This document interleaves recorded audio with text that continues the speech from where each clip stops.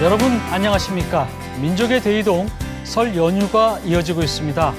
이번 설 연휴 동안 형성되는 여론의 판세가 대선까지 그대로 이어질 거라는 전망이 나오면서 여야 모두 설 밥상 민심 굳히기에 나섰는데요. 과연 민족의 대이동이 민심의 대이동이 될 수 있을지 잠시 후 이슈토론에서 짚어보겠습니다. 뉴스보다 맛집에선 천혜의 절경이죠. 부안 채석강의 풍광과 함께 가슴 아픈 기억을 간직하고 있는 격포항을 돌아보고 부안의 명물 백합죽도 소개해드리겠습니다. 한 주간의 뉴스도 정리해드리겠습니다. 잠시 후에 뵙겠습니다.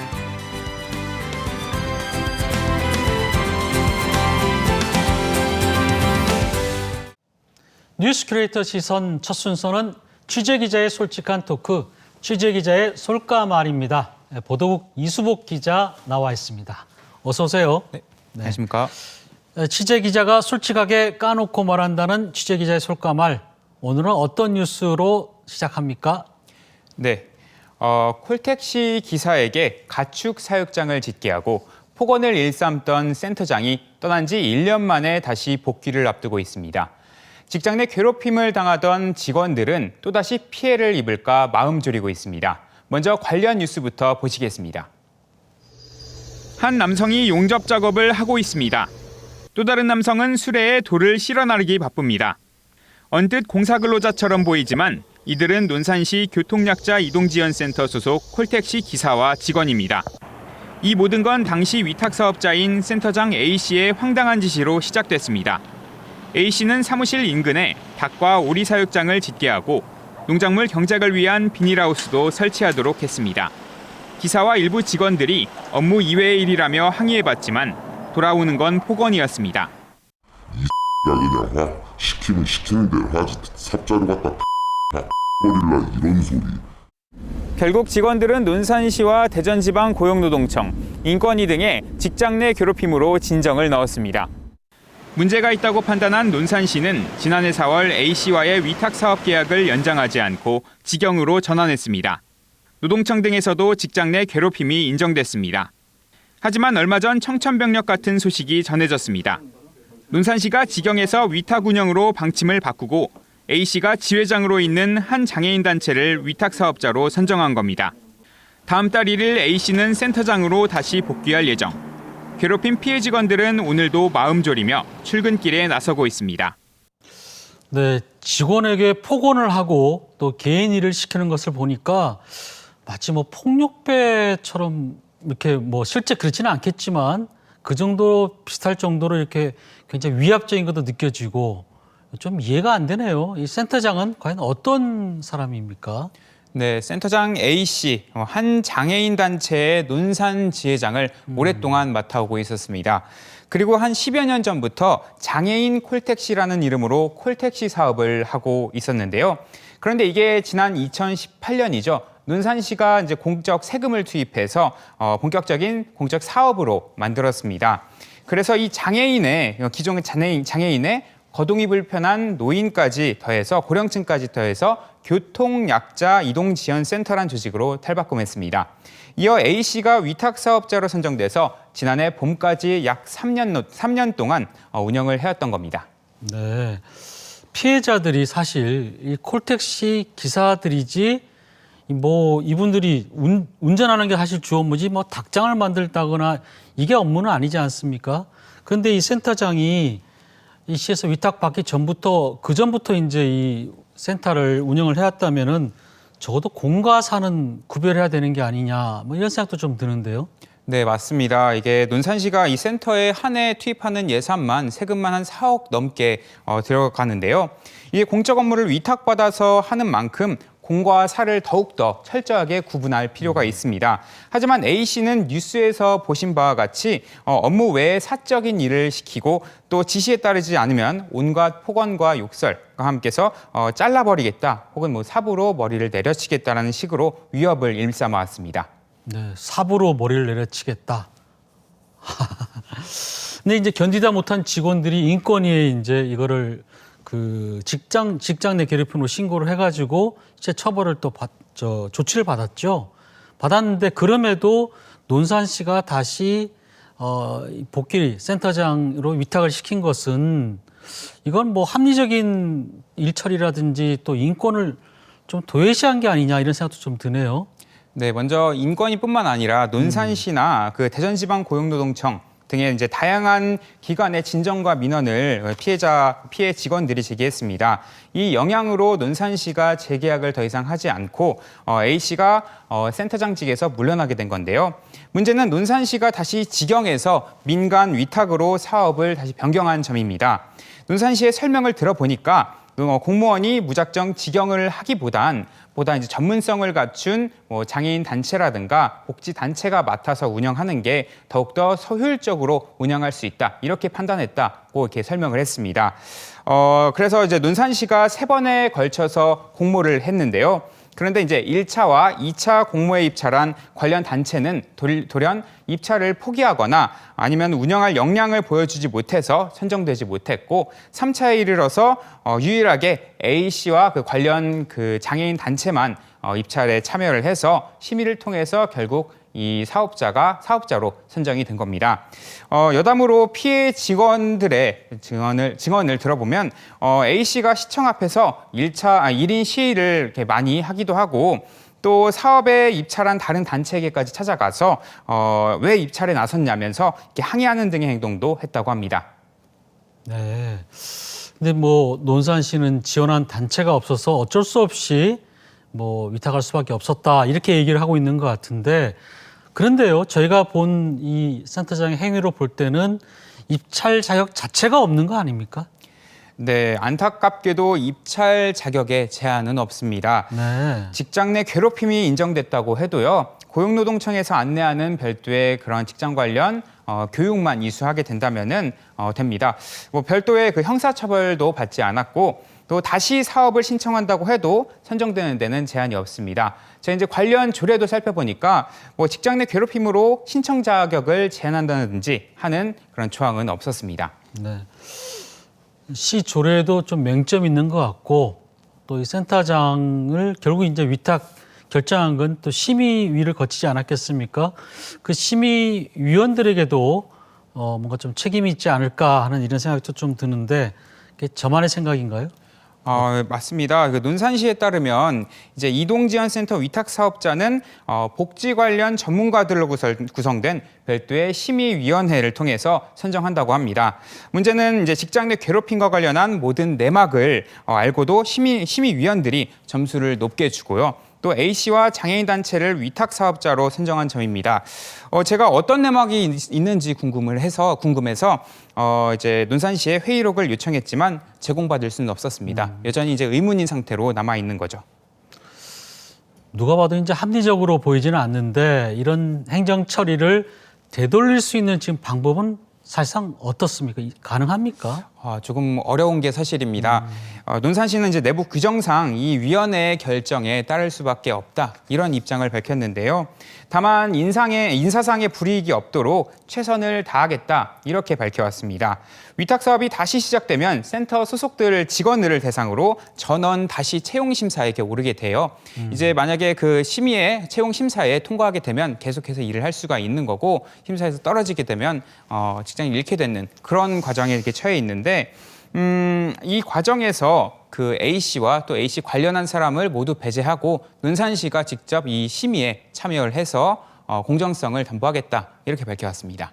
글쎄요. 뭐 심의에 참여해서 이분들이 다행히 계속 직위가 유지된다고 하면 참 좋겠지만 그렇다고 해도 사실 좀 난감할 것 같아요. 이 센터장이 다시 되돌아오면 어떤 또 불이익을 받게 될지 참 걱정이 클 것 같은데 재발 방지책은 없습니까?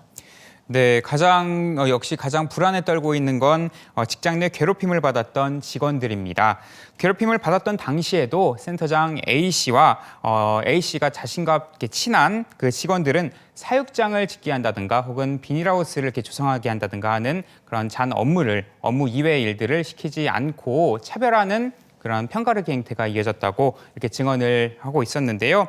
이 같은 일이 또다시 벌어지지 않으리란 법이 없습니다. 논산시에서 단순히 인사상의 불이익이 없도록 하겠다는 계획 말고도 지속적으로 관리, 감독을 할 필요가 있습니다. 네. 앞으로 후속 취재도 더 필요할 것 같고 또 지속적인 감시도 좀 필요할 것 같다 이런 생각도 드는데 취재 기자의 솔직말 들어볼까요? 네, 뉴스에 담지 않은 여러 내용 중에는 콜택시가 A씨와 또 주변 직원들의 그런 회식 용도로 사용됐다 이런 이야기도 있었습니다. 이들이 콜택시를 타고 산으로 바다로 놀러 갈 때 정작 콜택시가 필요한 장애인분들과 거동이 불편한 또 고령 노인분들은 이용을 하지 못하고 있었습니다. 즉 피해를 보고 있다는 거죠. A씨가 이제 물론 돌아오기로 확정이 됐지만 이런 점을 주의했으면 합니다. 2월부터 복귀하는 센터장님 잘 운영하시는지 논산시뿐만 아니라 저희 취재진도 계속해서 지켜보겠습니다. 네, 이수복 기자 수고했습니다. 감사합니다.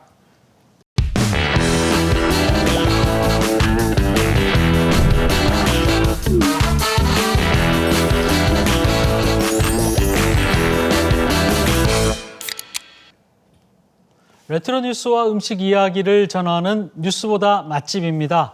오늘도 요리하는 기자 이기진 기자 나오셨습니다. 어서 오세요. 네, 안녕하세요. 네. 설 연휴가 이제 시작이 되면서 조금은 들뜬 휴일입니다. 오늘은 어디로 떠납니까? 네, 오늘은 뭐 저한테는 정말로 뭐 아픈 기억이 좀 남아 있는 곳인데요. 하지만 겨울 여행하기에 상당히 좋은 곳. 네. 그곳을 소개시켜 드리려고 하는데 지금 사진 보면 어딘 줄 아실까요?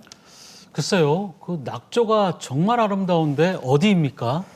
네, 정말 아름답죠? 네. 얼핏 보면 뭐 하와이라든가 뭐 카리브해 석양을 보는 것 같은데 저곳이 바로 그 부안군에 있는 전북 부안군에 있는 네. 그 소율섬과 채석강의 풍경입니다. 네. 그 이곳은 보면은 그 중학교 때쯤 되겠군요. 네. 국토지리 시간에 국내 유일의 반도 국립공원, 네. 바로 변산반도 국립공원입니다. 변산이요? 네네네. 굉장히 아름다운 곳이죠. 저 뒤로 보이는 것은 또 이제 산속이네요. 네, 맞습니다. 네. 저곳이 이제 내소사, 전나무 숲으로 유명하죠. 네. 네. 그 변산반도 국립공원은 부안군이 품 안에 오롯이 있습니다. 그리고 빼어난 자연 환경 덕분에 뭐 가볼 만한 곳, 또 명승지나 관광지가 많고요. 먹을 것도 많고요. 네. 그리고 앞서 보신 것이 채석강인데 그거 이외에도 뭐 적벽강이라든가 네. 직수폭포. 그리고 부안군은 바다와 산 네. 그리고 갯벌이 어우러져서 정말로 아름다운 그런 고장입니다. 네. 네. 마치 하늘 닿을 듯한 그런 전나무 숲이 굉장히 이제 아주 인상 깊은데요. 네네네. 저도 사실 이제 집사람하고 몇 번 가본 적이 있는데 이 관광이나 휴양시설도 꽤 많이 있는 것 같아요. 네, 그렇습니다. 지금 나오는 사진이 그 전국에서도 가장 유명한 국립변산 자연휴양림이에요. 국립자연휴양림이 전국에 42개가 있는데 42개가 있는데 작년 여름 성수기 때 추첨을 해서 이제 그 성수기 때 추첨을 하거든요. 네, 그렇죠. 가장 경쟁률이 높았던 곳이 바로 변산 자연휴양림이고요. 그래서 이제 휴양림 마니아들 사이에서는 3대가 뭐 덕을 쌓아야 저 통나무제 당첨된다. 이런 우스갯소리도 있습니다. 예. 네. 아유, 그림 보니까 정말 시리도록 푸른 이 바다가 보이는데 네. 예, 저기는 어디 격포항이죠? 그죠? 예, 격포입니다. 격포. 네. 저렇게 아름다운 격포에서도 1993년도에 정말로 가슴 아픈 네. 그런 사건이 발생했죠. 다름 아니라 그 부안 의도에서 격포로 가던 서해페리오. 서해페리오가 이제 승선이는 초과, 네. 또 과적 그리고 또 나쁜 기후에도 불구하고 무리한 운항으로 무려 승객들 362명 중에서 292명이 희생되는 아까운 목숨 잃은 그런 사건이었어요. 그래서 이제 오늘 뉴스보다 맛집에서는 아픔을 딛고 새로운 관광지로 부상하고 있는 변산반도 국립공원 이모점을 살펴보고요. 그리고 부안의 특별한 선물까지 맛보여드리겠습니다. 한번 가보시죠.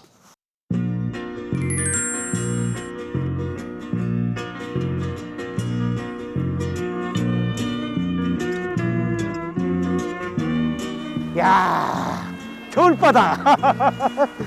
바다는 그래도 겨울이죠. 어이구 물 너무 많이 들었어. 야, 좋다. 자, 지금 제가 와 있는 곳이 전라북도 부안군 그 변산 공원인데, 변산 국립공원인데 그중에 가장 유명하다고 하는 채석강에 와 있어요. 채석강 하면 이태백이던가?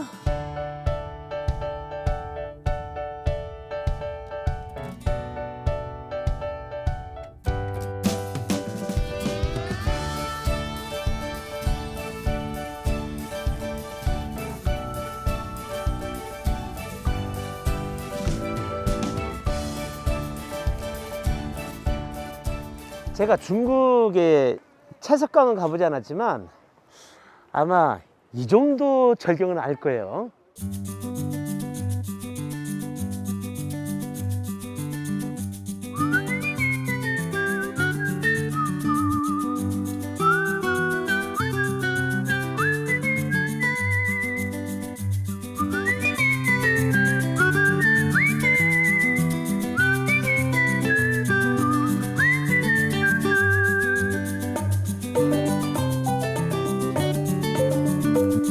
태고의 신비를 간직해 수많은 여행객들이 발길이 끊이지 않는 변산이지만 과거엔 커다란 아픔도 있었습니다.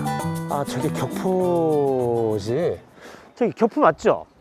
네, 맞습니다. 아, 격포항. 야, 격포. 참, 30년 전에 격포 바로 그곳.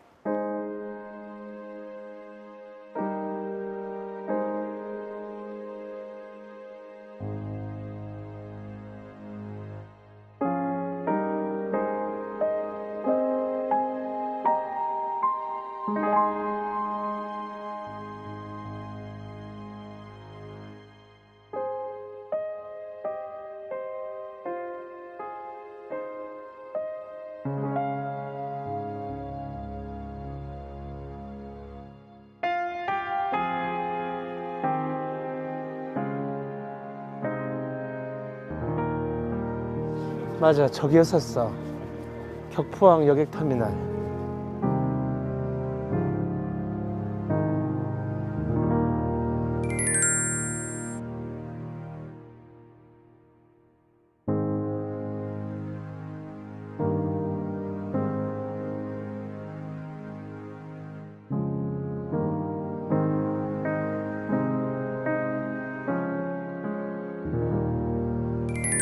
그래서 일주일 동안 취재하면서 정말로 많은 걸 느꼈어요.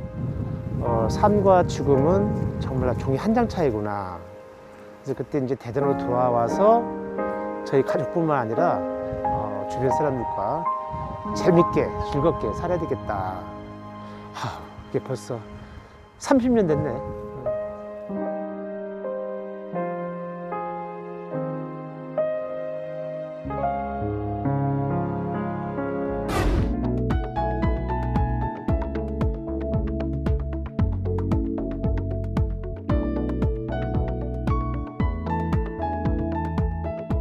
차 타고 오다 보니까 이 도로변에 웬 차가 이렇게 많은가 했더니 지금 한번 보세요.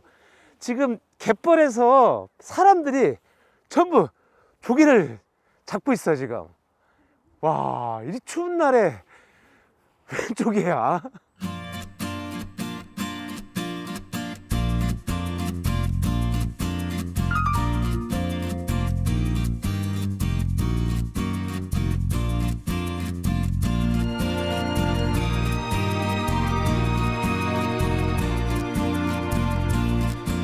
풍요로운 생명의 바다를 뒤로하고 찾아간 곳은 부안의 40년 된 맛집입니다.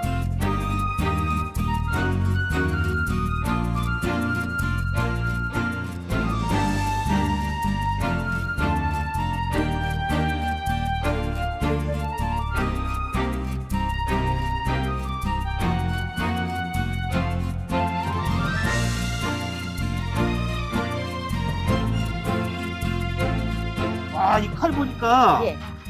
내공이 굉장히 깊어요. 네. 40년 하셨다고 그랬죠? 네. 그럼 그동안 이 칼을 몇 개나 쓰셨대요? 많이 썼죠. 1년에 뭐 한 3개 정도. 1년에 쓰면은, 3개? 예. 그럼 3개면은 40년, 120년? 120개? 예. 이 집 식당 이름을 들어보면 예. 그 개화도가 고향이라고 하셨죠? 예. 예. 아, 그래도 고향이 많이 그립겠네요.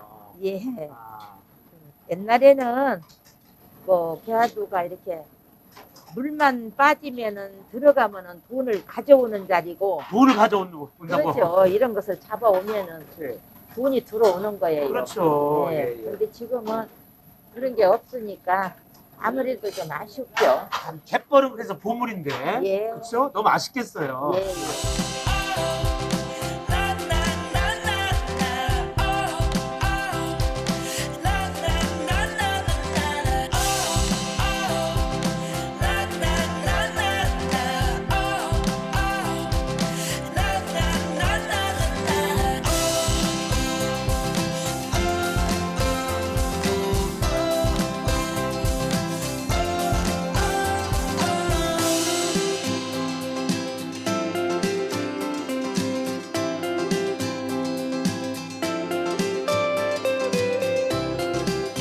부안에 오면요 현대식을 먹고 가야 돼. 그 이름이 백합. 보통 생합이라고도 부르죠. 뭐 우리 시골에서는 대합이라고 불렀는데 옛날에 갯벌에서 그냥 팍팍 긁으면 툭툭 튀어나왔어요. 자 이게 이제 구이. 이제 구이인데요. 자 이걸 신비에 열면은 쫙 백합을 먹을 때 여기서 국물이 국물. 이거 흘리면 안 돼. 흘리면 안 돼. 이게 최고거든요. 자 참을 수가 없어. 아우 날씨 좀 추웠는데 먼저 먹어봐야지.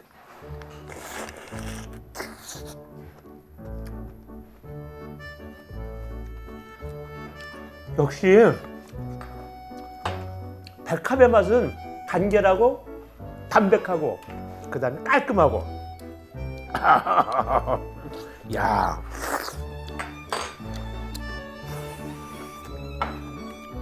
쫀득쫀득하고 씹으면 단맛이 엄청나요.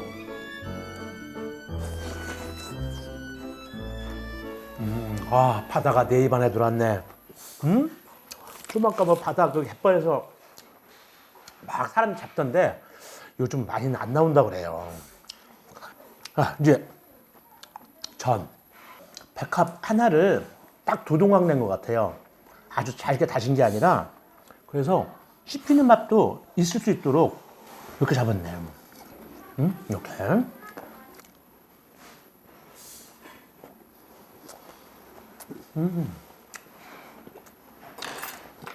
처음에 먹을 때는 몰라요.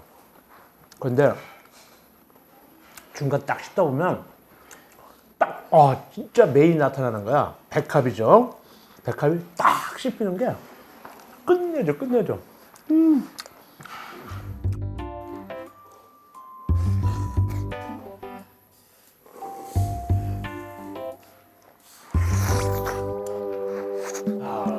기자님 이제 죽을 좀 잡숴보시죠. 아니, 지금 이거 좀 더 남았는데? 예? 그건 몇 개 안 남은 거 이리 주세요. 그냥. 내가 그 속셈을 알았어. 자, 이거 몇 개 안 남았으니까 그거 먹겠다는 거지. 이거 좀 남겼으면 됐지. 또 그거를 야. 아유, 자, 이거 깨 들어갔고 김 들어갔는데, 맞아요. 여기에 죽에 뭐 이것저것 많이 들어간 거 싫더라고요. 왜냐면 쥐는 백합이거든.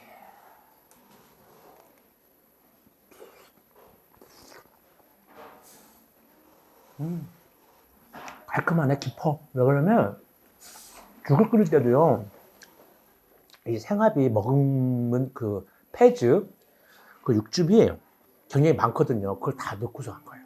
그러니까 소금으로 가능한 게 아니라 자연스럽게 조개 안에 있는 그 고소하고 감칠맛 나는 것으로 간을 해서 아주 맛있어.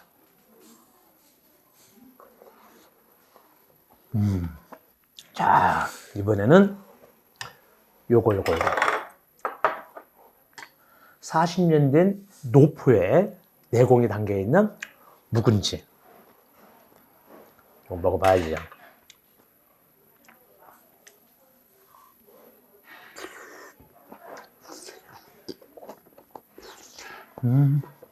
물론 이제 4월, 5월 되면 더 맛있어집니다. 이 삶으면요, 막 국물이 뿌옇게 막 우유처럼 돼. 근데 지금도 겨울철은 괜찮아요. 아주 먹을 만해요.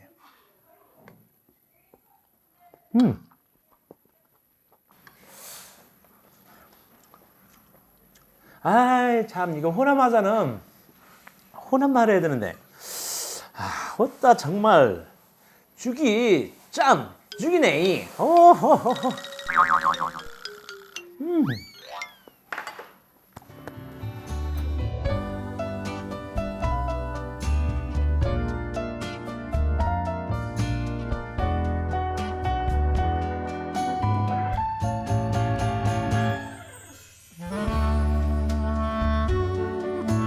수억 년의 시간이 겹겹이 쌓여 있고 바다가 보듬고 키워낸 백합이 진한 맛까지 대잔의 풍요로움이 넘실대는 그곳은 부안입니다.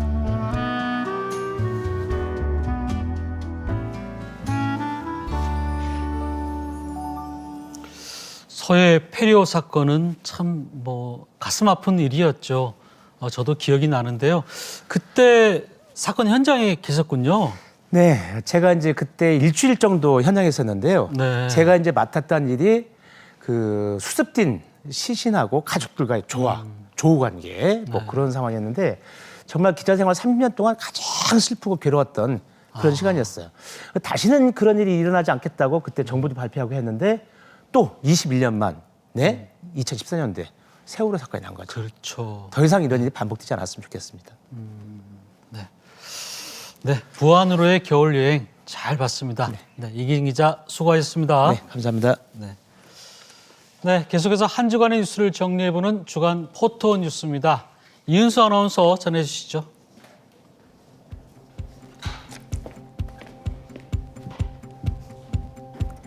사진을 통해 한 주간의 뉴스를 정리해보고 누리꾼들의 다양한 반응을 알아보는 주간 포토 뉴스입니다.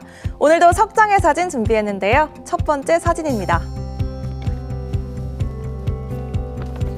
오는 2월 4일 베이징 동계올림픽 개막을 앞두고 대한민국 선수단 결단식이 지난 25일 열렸습니다.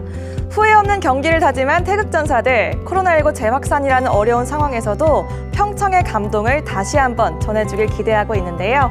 한국 크로스컨트리의 간판 이채원 선수는 벌써 동계올림픽에 6번째 출전이고요. 영미를 외쳤던 반가운 얼굴이죠. 여자 컬링 대표 팀킴도 출전의 각오를 다졌습니다.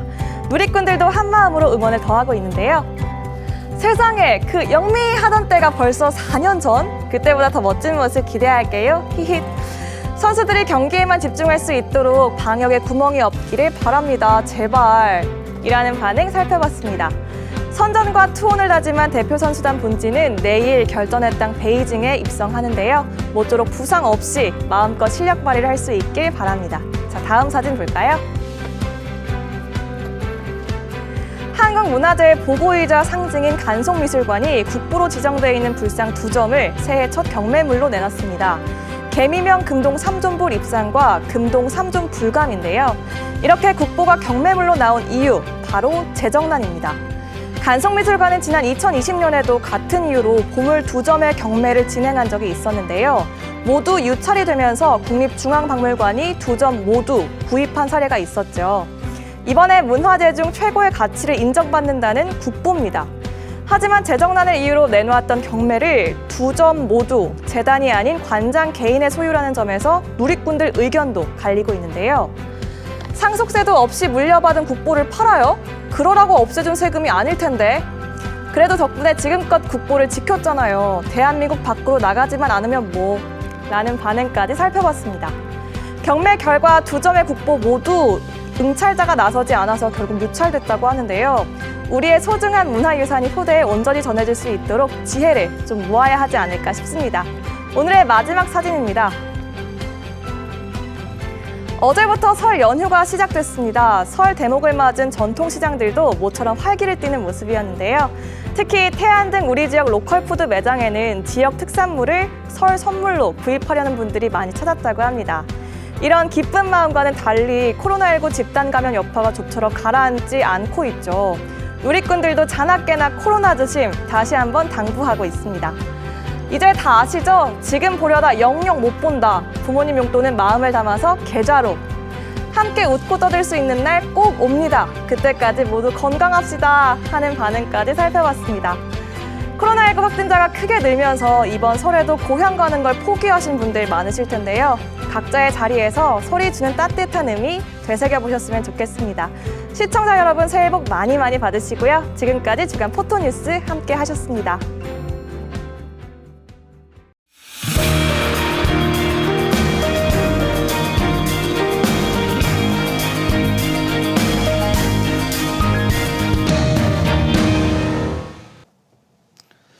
모두가 모인 설 밥상 위에 주된 화제거리는 뭐니 해도 대선 이슈겠죠.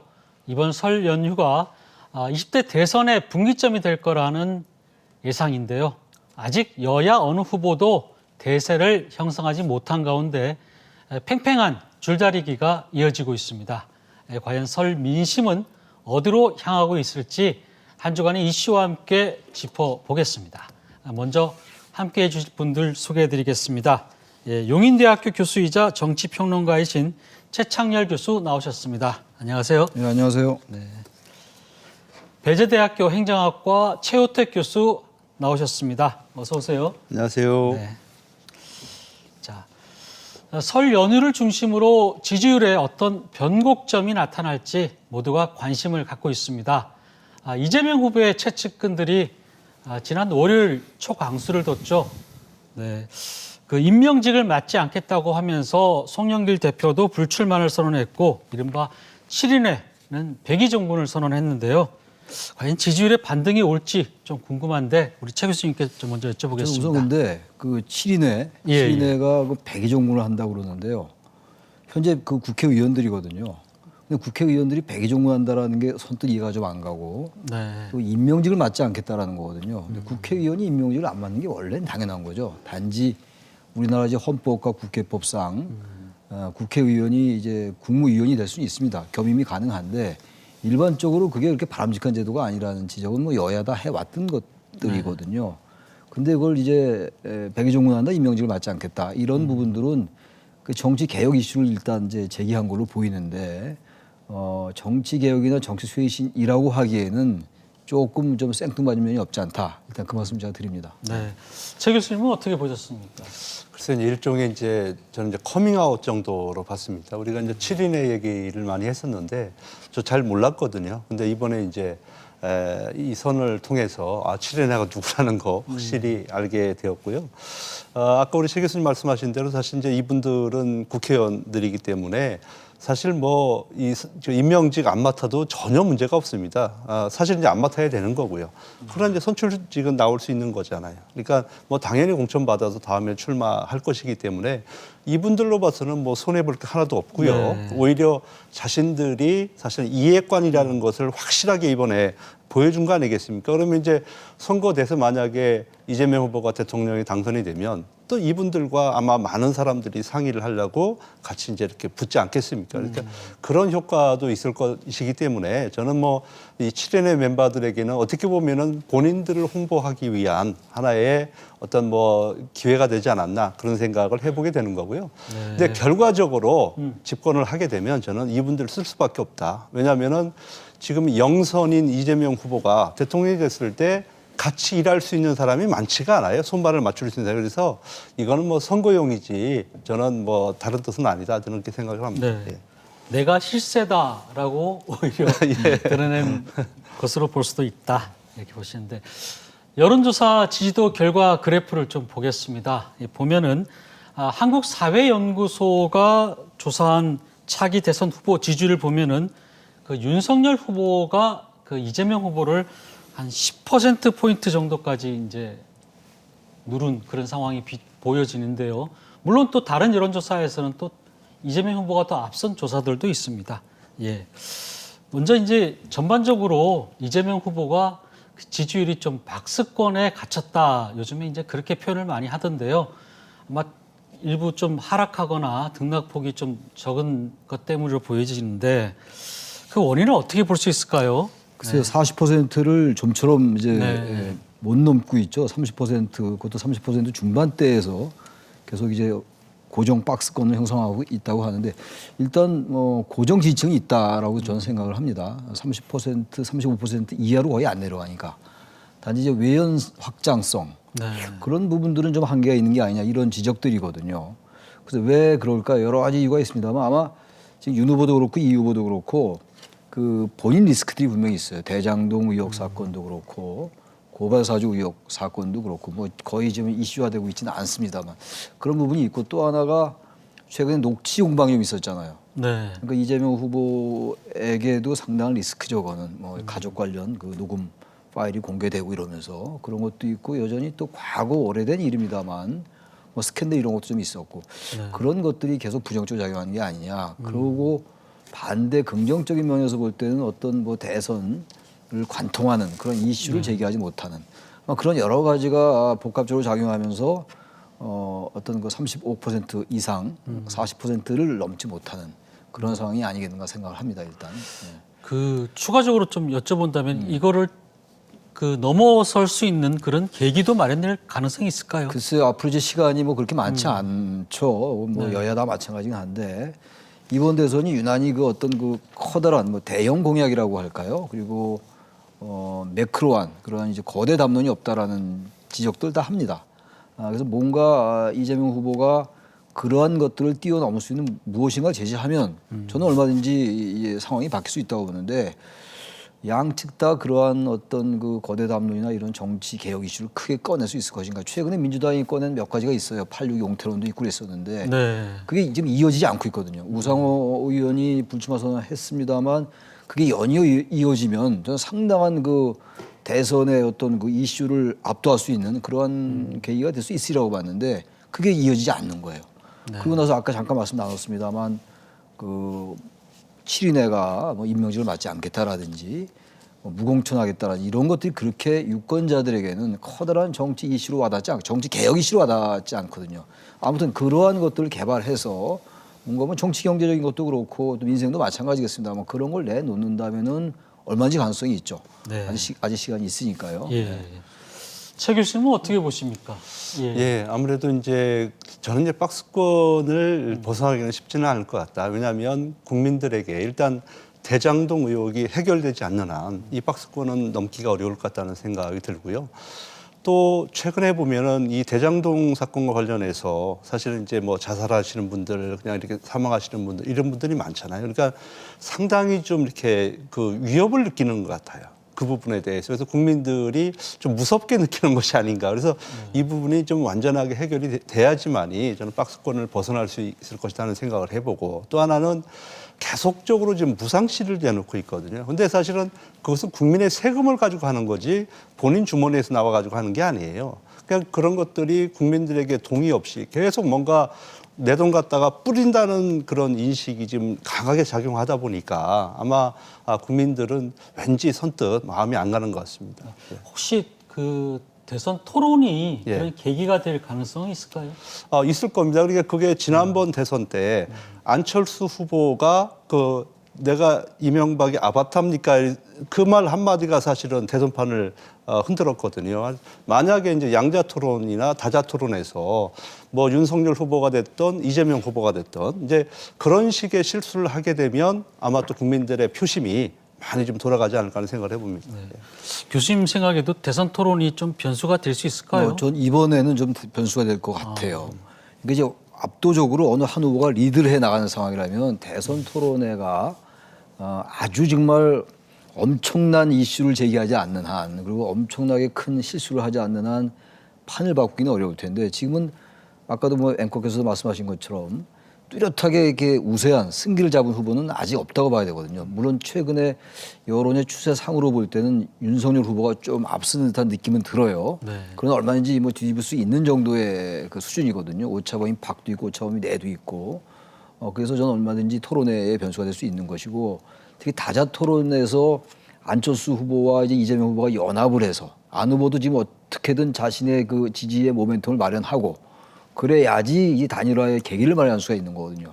그래서 안철수 후보와 이재명 후보의 합종 연행으로 윤 후보를 공격한다면 이런 것도 변수가 될 수가 있는 것이고 아마 그래서 윤 후보 측 국민의힘이 자꾸 양자 토론을 원하는 것 같긴 한데 아무튼 간에 그건 뭐 이쪽도 마찬가지예요. 이재명 후보도 반대로 대장동 사건에 대해서 안철수 후보하고 또 윤 후보하고 연합을 해서 공격할 수 있는 부분이고 네. 또 얼마든지 정책과 공약에 대해서 차분하게 얘기를 하거나 어떤 그동안 제기된 의혹을 나름대로 설득력 있게 방어한다면 저는 큰 차이가 아니기 때문에 얼마든지 바뀔 수 있다. 단지 이 토론이라는 게 자기가 지지하는 후보를 더 지지하는 강화 효과가 더 많다는 거 아니겠어요? 그러나 부동층들에게는 나름대로 변수가 될 수 있다라고 생각을 합니다. 네. 윤석열 후보 지지율 좀 얘기도 해볼게요. 굉장히 상승세를 좀 타고 있는 건 맞는 것 같아요. 그런데 그럼에도 홍준표 의원이라든지 또 유승민 전 의원과의 여전히 갈등 국면에 있고 또 안철수 국민의당 후보와도 뭐 단일화 문제 여전히 뭐 평행선상에서 해결되지 않고 있고 그렇게 본다면은 아직까지 변수가 많이 있는데 지지율 올라갈 수 있을까요? 최 교수님 한번 여쭤볼게요. 글쎄요. 지금 저는 이제 안철수 후보의 지지율이 이제 과연 앞으로 어떻게 되느냐 이게 이제 중요한 변수가 될 수 있다. 만약에 안철수 후보가 뭐 토론을 잘한다든지 해서 한 20% 정도를 회복을 한다면 아마 이제 이 양쪽에서 후보 단일화에 대한 그런 이제 얘기가 많이 진행이 되고 아마 극적으로 이제 그런 일들이 발생을 할 것이다 하는 생각을 좀 해보고요. 그렇지만 이제 안철수 후보의 지지율이 뭐 한 5% 정도로 떨어지게 되면 아마 이대로 계속 가지 않을까 하는 생각을 해보고 그럼 이제 결과적으로 안철수 후보에서 빠지는 표가 어디로 가느냐. 결과적으로는 제가 봤을 때는 윤 후보 쪽으로 갈 확률이 높다 저는 그렇게 보고 있습니다. 네. 어떻게 보세요? 윤석열 후보도 지지율이 더 상승할 여지가 있습니까?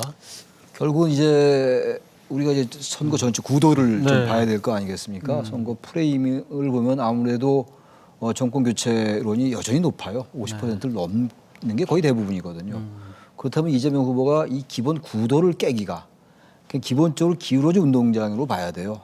왜냐하면 그건 문재인 정부의 실정이라든지 이런 것들이 대단히 많았다고 유권자들이 더 많이 인식하는 거거든요. 물론 문재인 정부의 정책을 지지하는 유권자들도 많이 있습니다만 그런 정권 교체론의 프레임이 기본적으로 작동하고 있기 때문에 이재명 후보가 윤 후보를 넘기가 여간 쉽지가 않은 거죠. 그런 것들이 지금 여론조사의 추세에 나타나는 거거든요. 여러 가지 리스크가 있었는데 윤 후보가 또 잘 그 분란을 이제 마무리를 했고 그러다 보니까 여전히 다시 윤 후보에게 실망해서 중도에 머물러 있거나 안철수 후보에게 같은 표들이 다시 돌아오거나 윤 후보에게 다시 가고 있거든요. 이런 부분들 때문에 안 후보의 지지율은 좀 떨어지는 추세고 윤석열 후보의 지지율이 올라가는 거거든요. 그래서 정권 교체론이 기본적으로 작동하기 때문에 윤 후보나 이재명 후보나 크게 여기서 정책 공약의 차이가 별로 없지 않습니까?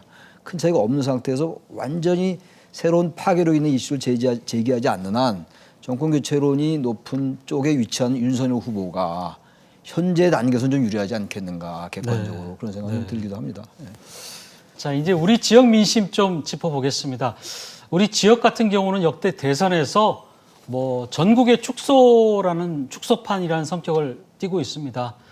그래서 뭐 캐스팅 보트다 이렇게 얘기도 많이 나오는데 아직까지 충청권의 향배를 가늠하기는 힘들다는 게 지배적인 얘기입니다. 자, 어떻게 분석하는지 좀 얘기 좀 들어보겠습니다. 충청권 민심 어디로 흐르고 있을까요? 그래서 지금은 뭐 지금 우리 사회자께서 말씀하신 것처럼 지금 어느 한쪽으로 이렇게 기울었다고 보기는 어려울 것 같아요. 그러니까 지금 전국적인 여론 동향도 그렇고 충청도 마찬가지라고 생각합니다.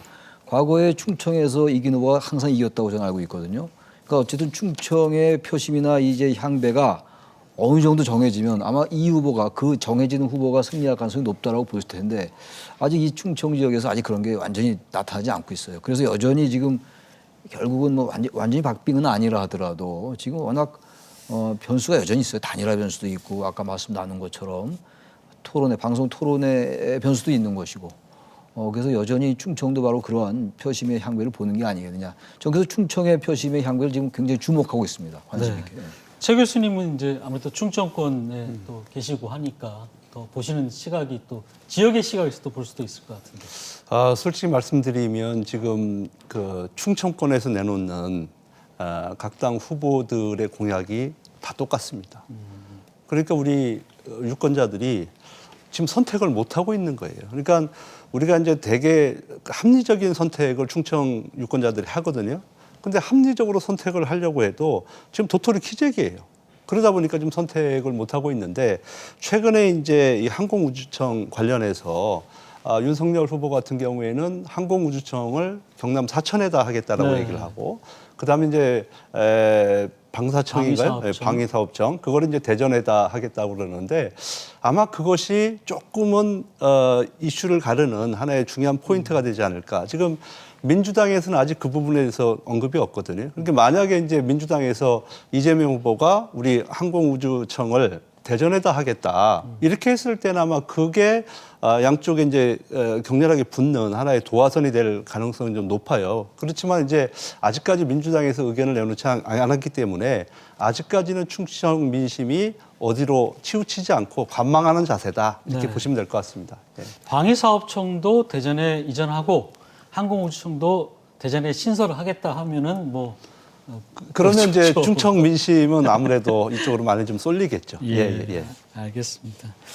사실 이제 그 대전 같은 경우에 이제 그 항공우주청이 사실 기반 시설이 돼 있는데 네, 그렇죠. 그럼에도 경남에다가 이제 신설을 한다고 하면서 사실 좀 반발을 불렀었고 그 이제 무마라고 본인들은 뭐 얘기는 하지 않지만 방위사업청을 이제 어쨌든 이전한다고 하는데 어떻게 보십니까? 이런 공약들, 이른바 이전 공약들이죠. 그게 참 쉽지 않은 문제인 것 같아요. 예. 만약에 대전에다가 이제 충청 지역에다가 방해상업청도 그렇고 항공우주청을 다 이제 유치를 하면 충청의 민심을 확실히 잡을 수가 있겠습니다만 네. 또 다른 지역이 반발하거든요. 이건 다 그렇겠죠. 마찬가지입니다. 그래서 네. 아까 잠깐 얘기가 나왔습니다만 특정 지역에 가서 그 지역에 맞춤형 공약을 내세우는 건 당연한 겁니다만 특정 지역 A 지역 갔다가 B 지역 가고 이럴 때 그 공약이 좀 달라진 경우가 종종 있어요. 네. 어느 후보라고 지적은 제가 안 하겠는데 그렇게 되면 이제 신뢰의 문제가 생길 수 있는 거거든요. 그러니까 어느 쪽에 완전히 특정 지역의 지지만을 얻으려면 그렇게 해야 됩니다만 아마 그렇게 하지 못하는 여러 가지 사정이 있을 거예요. 좀 그래서 골고루 각 지역이 인구도 분산될 수 있게 하고 발전도 분산될 수 있게 하는 게 바람직한데 그러한 부분이 잘 안 되는 것 같아요. 특히 수도권과 비수도권 같은 경우 사실 충청 지역 이런 쪽은 국토의 중앙에 위치하기 때문에 여러 가지 어떤 그 국토의 균형 발전이라는 측면에서 볼 때 이쪽을 상당히 발전시키면 좋을 것 같은데 그래서 세종시에다 집무실도 만들겠다는 공약도 있는 건데 그런 점에서 좀 공약을 분배를 하고 잘 분산시키되 저 선택과 집중이라는 측면도 한번 생각해 볼 봄직하지 않는가 그런 생각이 듭니다. 알겠습니다. 근데 이렇게 모두가 이제 그 대선에 집중하다 보니까 그 여야 모두 지방선거 운동 금지령을 내렸어요. 그러니까 다시 말하면은 그 대선이 끝날 때까지 지방선거 운동, 뭐 출마 선언이나 이런 부분들을 하지 말라는 거예요. 그렇게 되면은 좀 깜깜이가 될 우려가 있지 않을까요? 어떻게 보십니까? 지난 1월 13일 날 지방분권 2.0 시대가 열렸어요. 그러니까 지방자치법 전부 개정안이 통과가 되고 그것이 이제 실행을 했는데 그 얘기는 이제 온전하게 지방자치를 하겠다라고 하는 건데요. 이번에 대선 과정을 거치면서 보니까 특히 이제 여당의 일부 의원 같은 경우에는 대선에서의 그 지역의 성적을 공천에 반영하겠다 이런 얘기를 하는 거거든요. 이 얘기는 결과적으로는 그 표의 그 향방에 따라서 당신이 공천될 수도 있고 안 될 수도 있다. 이거는 완전히 그 지방자치를 사실은 가지고 노는 거예요. 지금 이제 무늬만 지방자치 이런 얘기 많이 하지 않습니까? 그래서 정말 이거 너무나 안타까운 현실이고요. 대선은 대선이고 지방선거는 지방선거예요. 이게 같이 가면 뭐하러 따로 선거를 합니까? 한 번에 선거하면 되잖아요.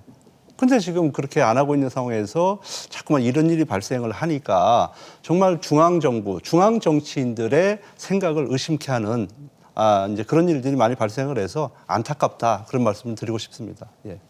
네. 어떻게 보십니까? 지방선거 이 깜깜이로 전락하게 됐는데. 지방선거는 뭐 앞서 교수님 말씀이 전 맞다고 봐요. 왜 그런 말씀드리냐면 중앙선거와 물론 지방선거가 완전히 별개이긴 좀 어려워요. 이 후광 효과도 있는 것이고 뭐 지방선거, 총선거, 대선 이런 부분들이 다 연계가 돼 있습니다만 이 성적을 여기다 중앙선거에 대선에 반영하겠다라고 얘기하는 건 지금 지방자치단체의 공천 여부를 가지고도 상당히 쟁점화되고 이러잖아요.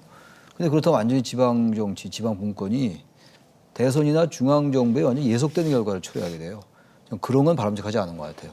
그러니까 이번에 여야 후보 모든 그런 어떤 전체 국가의 균형적인 측면이라든지 미래의 한국 사회가 어떻게 발전해 나가야 되느냐 이런 방향성에 대한 그런 철학이 잘 안 보이는 거예요. 그러니까 우선 표를 얻어야 되니까 그건 어느 정도 선거에서 뭐 불가피하다 하더라도 네. 과도하게 지방선거를 그렇게 예속시키는 것 같이 하는 거 그건 절대 바람직하지 않다라고 생각합니다. 마지막 짧게 한 네. 말씀만 좀 드리면 이제 그렇기 때문에 우리가 이제 개헌이 필요한데요. 개헌이라는 것은 이제 뭐 여러 가지 내용이 포함돼야 되겠지만 우선 급한 것은 사실 지방 분권형 개헌이에요. 그래서 이 헌법에 그렇게 장난을 치지 못하도록 그러니까 지방이 지방다울 수 있도록 보장을 해주는 거예요.